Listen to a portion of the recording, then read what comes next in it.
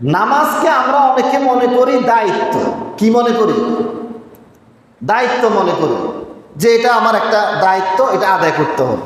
না, নামাজ হচ্ছে একটি সুযোগ। কি সুযোগ? নামাজ মানে কি?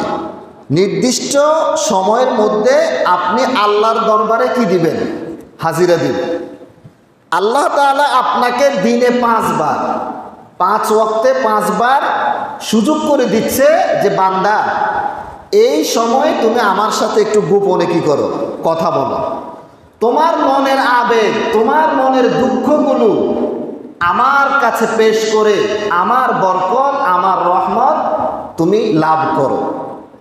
তাহলে এটা কি দায়িত্ব নাকি এটা আমাদের জন্য সুযোগ? আল্লাহর সাথে কথা বলার সুযোগ। রাসূলুল্লাহ সাল্লাল্লাহু আলাইহি ওয়াসাল্লাম বলেছেন, ইযা ক্বামা আহাদুকুম ফিস সালাহ ফাইন্নামা ইউনাজি রাব্বাহু।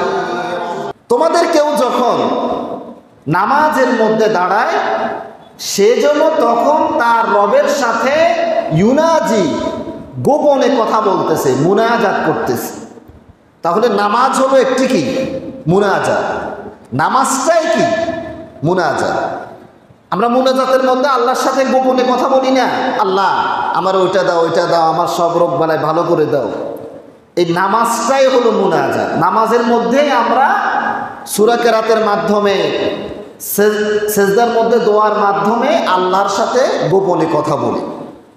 এই নামাজটাই হলো আমাদের জন্য একটি মুনাজাত। তাহলে নামাজ এটা আমাদের দায়িত্ব নাকি এটা আল্লাহর সাথে কথা বলার সুযোগ? আল্লাহর সাথে কথা বলার সুযোগ।